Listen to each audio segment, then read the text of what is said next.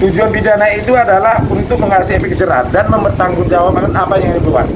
Itu tujuan pidana. Kenapa kita laporkan? Supaya dia bisa mempertanggungjawabkan apa yang dia buat. Itu aja. Tujuannya supaya dia ada efek jerah. Biar jangan asal bicara.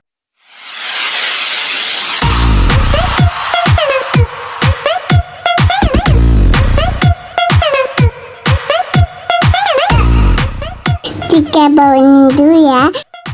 Ada. Ini bang, Ya, tadi hari ini alhamdulillah puji Tuhan. Hari ini kita sudah diperiksa laporan kita terhadap Satria, di mana penyebaran berita hoax dan Undang-Undang ITE pasal 27 ayat 3 yang melibatkan saya sama Rizky Bilar. Jadi ancamannya 6 tahun. Semoga nanti setelah ini kami saksi-saksi, tinggal satu lagi saksi kita ya, si Mami Isa belum diperiksa, baru itu nanti saksi ahli, baru nanti dipanggil Satria, baru nanti kalau misalnya unsur memenuhi bisa naik ke penyelidikan. Karena buktinya udah kita serahkan berupa flash disk, capturean sama YouTube-nya dia. nah tadi diperiksa berapa pertanyaan dan seputar apa bang pertanyaannya? Ada sekitar 30 pertanyaan. Sekitar apa bang? Sekitar peristiwa itu atau? Sekitar peristiwa, kapan dia mulai menghina Rizky Bilar, kapan dia menghubungkan saya dengan Rizky Bilar, dan perempuan yang mengatakan dia punya anak di bulan 2 di tahun ini. Bang, teman-teman media kan pada kesempatan sebelumnya pernah wawancara Satria juga bang. Ya. Yang dia bilang dia agak kenceng, agak ngotot. Saya nggak takut sama Indra Tarigan. Bagaimana abang dan Mbak Tessa merespon ini?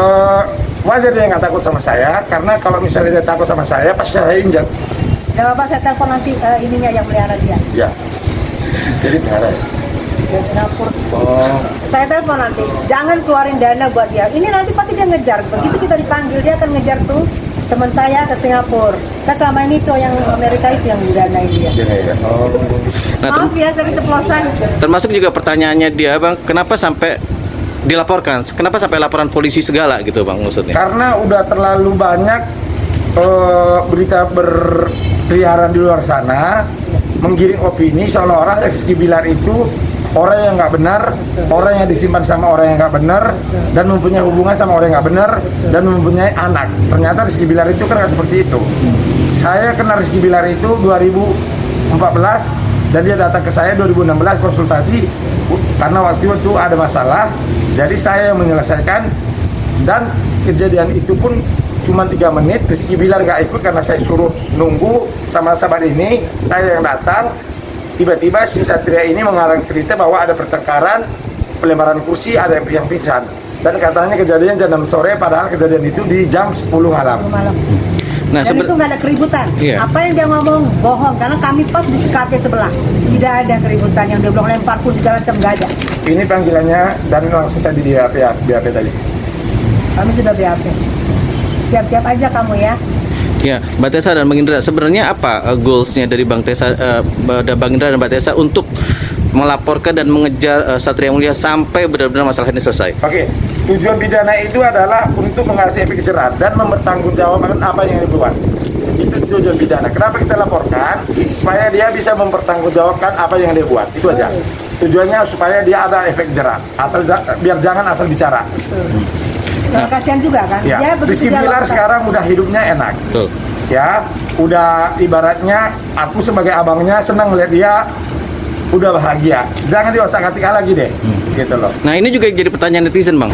Bilar dan Lesti sudah tenang, sudah bahagia, sudah tenang, sudah bahagia. Tapi Bang Indra justru bukan membuat gaduh ya, membuka kembali masalah ini sehingga nama Bilar dan Lesti disebut-sebut lagi. Oh enggak dong, ini malah dibersihkan loh sama Bang. Karena jujur, karena Rizky Bilar ini komunikasi itu sama saya, gimana bang perkembangannya bang. Nah karena Rizky Bilar ini memang sangat terganggu. Jadi gini loh, bukan Rizky Bilar yang cuma kena psikisnya dengan gosip-gosip ini.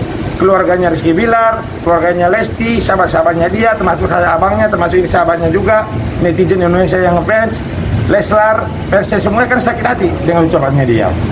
Nah, jadi kalau misalnya berucap itu hati-hati. Kalau kamu pengen jadi artis, kamu harus operasi dulu ke telar supaya cakep. Karena muka kamu muka kodok. Ya bang, netizen juga bertanya-tanya lagi nih bang, apa betul bang Bilar menghubungi Bang Indra untuk menyelesaikan, memantau, mengawal kasus ini bang?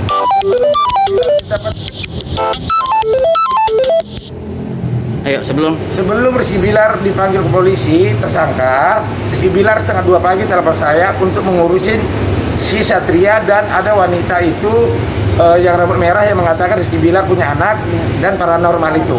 Tapi aku di sini bilang satu persatu, saya akan laporkan Satria dulu, karena Satria juga membawa nama saya. Tapi Bilarnya memang belum muncul ya bang ya? Nggak turun tangan langsung untuk kasus ini bang? Saya nggak kasih Rizky Bilar turun tangan, biar kena abangnya yang turun tangan.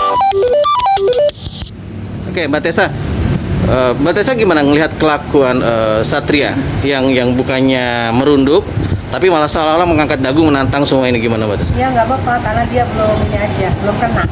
Saya justru senang bangga lihat Bang Indra mau ngebela adik-adikannya Rizky, dan dia mau menegakkan bahwa karena selama ini kan udah bertebaran nih. Iya. Dia melontarkan semua, udah FYP juga kan di mana-mana kan. Iya. Jadi kasihan Rizky-nya, Bang Indra di situ turun karena tersangkut juga Bang Indra ada di situ yang nyimpen. Kan kasihan. Iya. Tapi kalau dia lagi ponga, lagi gini nggak apa-apa karena dia belum kena aja. Tapi ingat, kamu akan kena buat tidak, saya tahu dana kamu itu dari mana, kamu usah ngelawan hukum deh, saya tahu dana kamu dari mana ya, yang Kalau dana kamu saya tahu. Kalau bisa besok kalau kamu preskon, beli bajunya yang bagus sedikit supaya kelihatan keren. Pasti dia mau nyusul ke Singapura. Enggak, Kan karena temanku lagi di Singapura. karena dia sukanya, karena dia bilang dia kan raja bangsawan, Oh iya. punya usaha, Iya. lulusan S2 Australia. Nah, saya pengen juga bongkar itu, apa benar dia lulusan Australia? Kalau nggak benar berarti bertawar. Akan kami kejar. Akan Beneran kejar. ada nggak ijazahnya S2 Australia hukum? Iya. Kan itu yang dia bilang, saya jurusan S2 Australia hukum, itu akan saya kejar. Akan saya tanya. Padahal bahasa Inggrisnya nggak ngerti dia. Bang, apabila terbukti tidak ada, apakah akan masuk pasal pembohongan publik lagi yang S2 hukum ini? Oh iya jelas, itu kena loh. Banyak loh contoh-contohnya. Karena dia melawan Bang Indra dengan gitu. Itu Saya berita juga- hoax loh, seluruh Indonesia dibohongin loh. Kalau misalnya dia lulus S2 Australia, kalau nggak kebukti, dia kelar loh. Nah, Bang Indra kan baru saja mengalami kasus yang 2 tahun lebih, belum sampai pada akhirnya lah ya. Nah, ini ada kasus baru. Ada sedikit rasa trauma Bang, atau justru ini memberikan semangat Saya buat tidak Abang? pernah yang namanya trauma. Bang Indra Tarigan tetap berdiri kokoh. Amin. Nah, untuk Saya cuma takut sama Tuhan saya, sama ibu saya, sama